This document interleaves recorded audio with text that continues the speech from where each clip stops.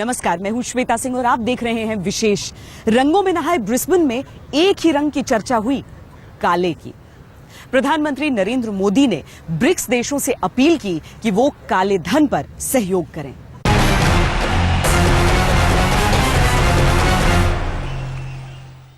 हिंदुस्तान के सबसे बड़े मुद्दे पर नरेंद्र मोदी चाहते हैं कि दुनिया की सहमति मिले, दुनिया का सहयोग मिले, क्योंकि वो जानते हैं कि अगर काला धन हिंदुस्तान वापस आना है तो उसके लिए उन्हें दूसरे देशों का सहयोग चाहिए होगा।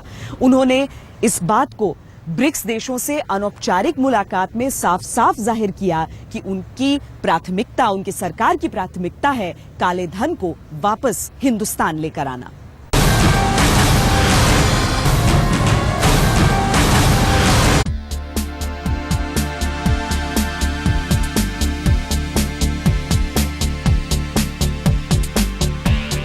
ये उन देश और समूह की बैठक है जो दुनिया की जीडीपी में 85% की हिस्सेदारी रखते हैं और व्यापार में करीब 80%। ताकतवर देशों के मुखियाओं की इस चौपाल में भारत के प्रधानमंत्री भी शरीक हुए।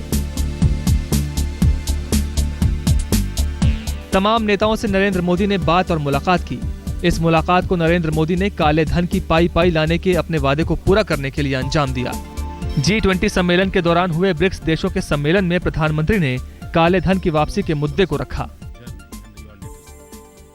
He also paid quite a lot of emphasis on the issue of unaccounted money which is kept abroad, and he felt that its repatriation was a key priority for his government, given that it also has not only economic implications but also security related implications and challenges. BRICS सम्मेलन में नरेंद्र मोदी ने काले धन वापसी को अपनी सरकार की प्राथमिकता बताया। मोदी ने ब्रिक्स देशों के इस मुद्दे पर सहयोग की मांग रखी। मोदी ने कहा कि बिना वैश्विक सहयोग के काले धन और सीमा पार टैक्स चोरी पर लगाम लगाना मुश्किल है। मोदी ने काले धन की अर्थव्यवस्था को दुनिया की सुरक्षा के लिए खतरा करार देते हुए समूह के सभी देशों से टैक्स हेवन देशों पर दबाव बनाने की अपील की। मोदी ने कहा कि इन देशों को काले धन के बैंक खातों की और जानकारी भारत को देने के लिए मनाया जाए। मोदी की इस कोशिश को काला धन वापसी की अंतर्राष्ट्रीय स्तर पर पहली गंभीर कोशिश माना जा रहा है। भारत सहित विदेशों में रहने वाले भारतीयों को भी उम्मीद है कि अपनी बात मनवाने में माहिर मोदी इस मुद्दे पर भी सहमति जुटा लेंगे और अब काले धन की वापसी की राह थोड़ी और आसान हो सकेगी। इसी वादे के साथ नरेंद्र मोदी ने सत्ता संभाली थी कि वो देश की तिजोरी पर बुरी नजर नहीं पड़ने देंगे। देश से लूटकर विदेशों में जमा किया गया काला धन वापस लाएंगे। सत्ता संभाले 6 महीने बीते तो काले धन पर विरोधियों ने घेर लिया, लेकिन ओबामा के man of action Narendra Modi कोशिश में लगे हैं और इस कोशिश से उम्मीदें भी बढ़ रही हैं। ये जो ब्लैक मनी के मुद्दे पर प्रधानमंत्री ने आज G20 के मंच पर मुहिम छेड़ी, क्या आपको लगता है कि वो केवल लफ्ज़ी तक रहेगी या ये जो शब्द हैं ये कुछ कॉन्क्रीट एक्शन में तब्दील होंगे?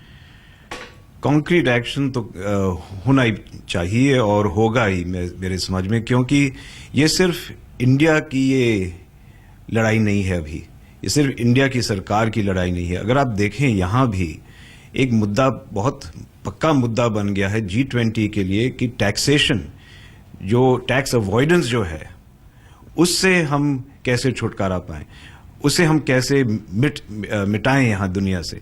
तो सिर्फ ये इंडिया की नज़र में नहीं है। तो मेरे ख्याल से मोदी साहब यहाँ बात करेंगे, चर्चा करेंगे, जो नेता आए हैं यहाँ उनसे बात करेंगे, तो ये एक अंतर्राष्ट्रीय मुद्दा बन गया है। तो मेरे ख्याल से सफलता तो मिलेगी। मोदी की इस कोशिश को देश में सराहा जा रहा है। उद्योगपतियों के साथ ही अर्थशास्त्री भी काले धन के मुद्दे को अंतर्राष्ट्रीय मंच पर उठाने के कदम को गंभीर कोशिश के तौर पर देख रहे हैं। तो मोदी जी ने कार्यभार संभाला है तो तब से ही वो ब्लैक मनी को वापस लाने में बहुत ही एग्रेसिव हैं और जब भी उनको कहीं मौका मिलता है, क्योंकि इसमें इंटरनेशनल कम्युनिटी का बहुत बड़ा योगदान होगा। जो ब्लैक मनी को वापस लाने के लिए खाली इंडिया के प्रयत्न ही काफ़ी नहीं है, उसके लिए हमें इंटरनेशनल कोऑपरेशन भी चाहिए कि जो दूसरे कंट्रीज़ हैं जो हमें इसमें सहयोग कर सकते हैं, वो किस तरीके से हमें इसमें फैसिलिटेट करके हमारा जो काला धन है जो बाहर पड़ा है काफ़ी सालों से, उसको वापस लाने में मदद कर सकते हैं।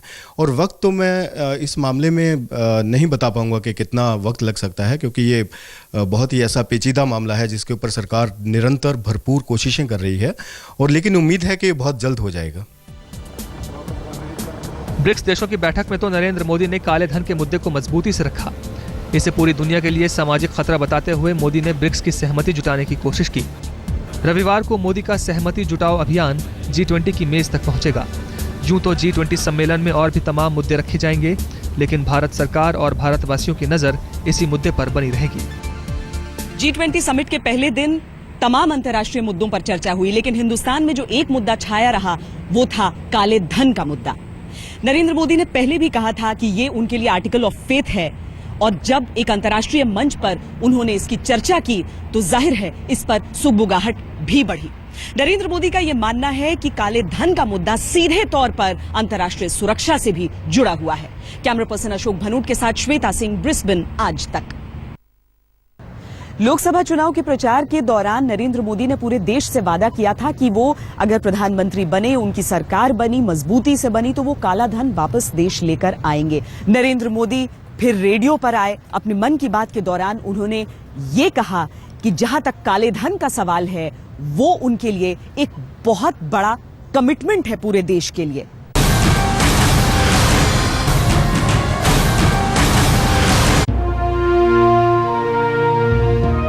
We all Gujarati community from Brisbane, we really welcome you for our full-hearted heart. हर क्षेत्र में वो लीडरशिप अच्छी कर सकता है। सबको एकता की जुट में एक करने के लिए उनमें क्षमता है। नरेंद्र मोदी का व्यक्तित्व ही ऐसा है जिसको पूरे वर्ल्ड ने आज एडमायर किया है। मोदी मोदी मोदी मोदी मोदी मोदी मोदी। प्रधानमंत्री नरेंद्र मोदी देश की उम्मीदों का ठिकाना बन गए हैं। इस सच से वो भी वाकिफ हैं। मोदी जानते हैं कि उम्मीदों को सच करने की जिम्मेदारी उनके कंधों पर है। वो इन उम्मीदों को लेकर आगे बढ़ गए तो देश का विकास पथ होगा, वरना उनके लिए अग्निपथ। देश की जिन उम्मीदों को मोदी अपने कंधों पर ढो रहे हैं, उन्हें पूरा करने के लिए कोशिशों में जुटे हैं। G20 सम्मेलन में मोदी इन्हीं उम्मीदों को उठाए पहुंचे हैं और पूरे देश की खुशहाली की सबसे बड़ी उम्मीद को धरातल पर उतारने की कोशिश में जुट गए हैं। वो उम्मीद है काले धन की वापसी। खुद मोदी इस उम्मीद को पूरा करने का वादा दे चुके हैं। यही वो वचन है जो नरेंद्र मोदी ने देश को दिया है। वो इसी वचन से बंधे हैं। इन्हीं शब्दों को हकीकत में बदलने के लिए ऑस्ट्रेलिया में जुटे हैं। ब्रिक्स सम्मेलन में मोदी ने इसकी शुरुआत भी कर दी है। देखिए, आज एक ऐतिहासिक दिन है। हमने पहली बार देखा है कि किस शिद्दत के साथ हिंदुस्तान के प्रधानमंत्री ने एक इंटरनेशनल फोरम में काले धन के विषय को उठाया है, और अधिकांश देशों ने उसमें हामी भी भरी है, उस पर हाँ भी कहा है। ब्राजील, रूस, चीन और साउथ अफ्रीका यानी ब्रिक्स देशों के 4 सदस्य देशों के बीच प्रधानमंत्री ने इस मुद्दे पर सहयोग की बात रखी है। भारत सरकार ने कहा है कि 2017-18 तक एक ऐसी प्रणाली विकसित की जाए जिससे पांचों देशों के बीच बैंक खातों की जानकारी अपने आप साझा हो सके। टैक्स नियामक संस्थाएं जिन खातों की जानकारी चाहती हैं, वो आपस में साझा कर सकें। काले धन की समस्या से निपटने के लिए दुनिया भर में एक समझौता करने की कोशिश की गई है। नरेंद्र मोदी विश्व मंच पर भारत की सबसे बड़ी समस्या का समाधान खोजने में जुटे हैं। मोदी ब्रिक्स और G20 देशों का समर्थन जुटाने के अभियान पर निकले हैं, क्योंकि सभी देशों के सहयोग के बिना काले धन की वापसी मुमकिन नहीं है।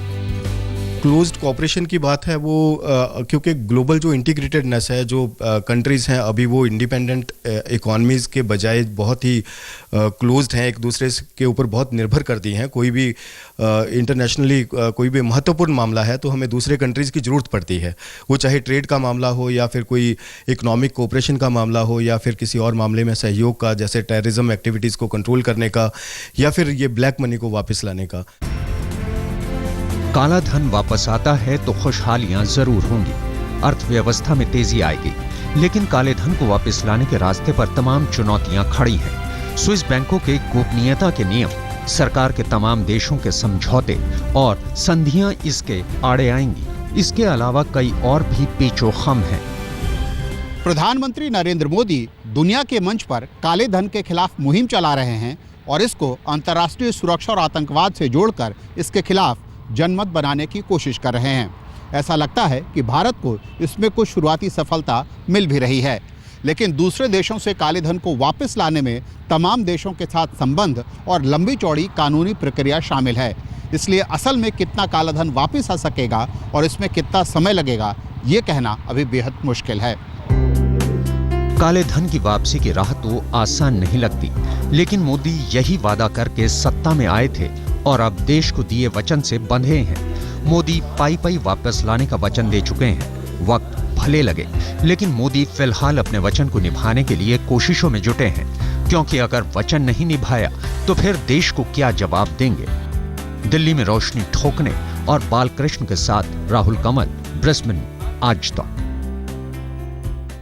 सीधे ब्रिस्बेन से आप देख रहे हैं विशेष, वही ब्रिस्बेन जहां पर ब्रिक्स देशों से बातचीत में नरेंद्र मोदी ने काले धन का मुद्दा उठाया। दरअसल जब से मोदी सरकार बनी है तब से कोशिशें कई हुई हैं। वित्त मंत्री ने बजट में इसका जिक्र किया था, एसआईटी का गठन, टास्क फोर्स का गठन, ये सारी चीजें हैं जिसके जरिए नरेंद्र मोदी ये दिखाना चाहते हैं कि काले धन को लेकर वो बेहद संजीदा हैं।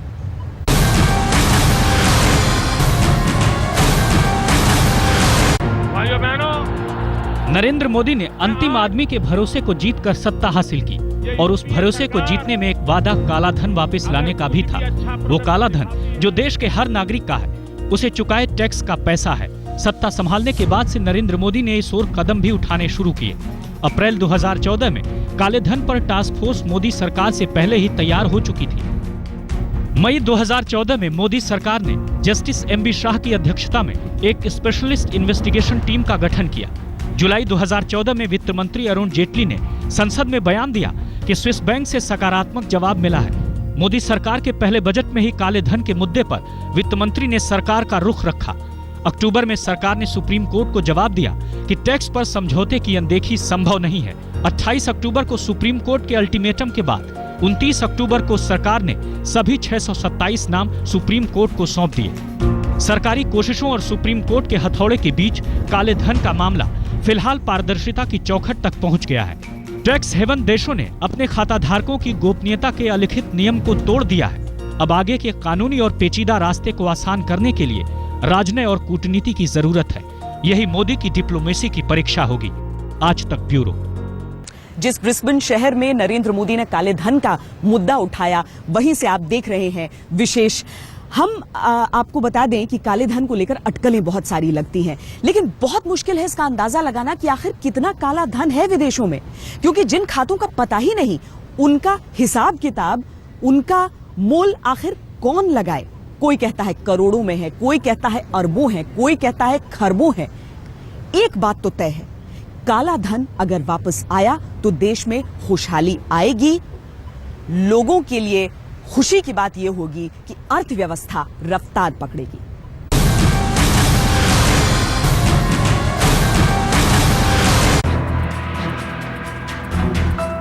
काले धन के खाते तो हैं, लेकिन हिसाब किताब नहीं। वही खाते बैंक चलाते हैं और खाता धारकों को अता पता नहीं। ऐसे हालात में यह सही नहीं कहा जा सकता कि काला धन है कितना, लेकिन हर क्षेत्र की तरह यहां भी विद्वानों और विशेषज्ञों की अलग अलग राय है। ग्लोबल फाइनेंशियल इंटेग्रिटी के मुताबिक करीब 28 लाख करोड़ है। एसोचैम के मुताबिक करीब 120 लाख करोड़ रुपए हैं। 2011 में बीजेपी ने 27.5 लाख करोड़ रुपए बताए। बाबा रामदेव का आंकड़ा 400 लाख करोड़ कहता है, तो सुप्रीम कोर्ट के वरिष्ठ वकील राम जेठमलानी के मुताबिक ये 7,000 करोड़ रुपए है। अगर सबसे कम वाले आंकड़े को भी मान लिया जाए तो ये कई योजनाओं के बजट के बराबर है। मोदी सरकार अगर काले धन को वापस लाने में कामयाब हो पाती है तो अर्थव्यवस्था में तेजी जरूर आएगी। आधा पैसा भी आ जाए, करीब 500 बिलियन डॉलर्स समझ लिए आ जाए, तो इंडिया का इनकम जो है, मतलब नेशनल इनकम, वो करीब मतलब 1.5 गुना तो हो जाएगा। काले धन की वापसी से देश की जीडीपी में तरक्की की उम्मीद की जा रही, लेकिन इसका तिलिस्म अभेद्य है। इस मायाजाल को तोड़ने के लिए मोदी सरकार को बड़े पापड़ बेलने होंगे, तभी देश की जीडीपी में तरक्की का ख्वाब देखा जा सकता है। रोशनी ठोकने के साथ आज तक ब्यूरो। काले धन का मुद्दा उठ रहा है तो लोगों में इतनी उत्सुकता बढ़ रही है, इतना उत्साह बढ़ रहा है। सोचिए अगर वाकई कदम उठने शुरू हो जाएंगे तब क्या होगा। इंतजार उसी दिन का रहेगा। फिलहाल विशेष में इतना ही। देश और दुनिया की बाकी खबरों के लिए आप देखते रहिए आज तक।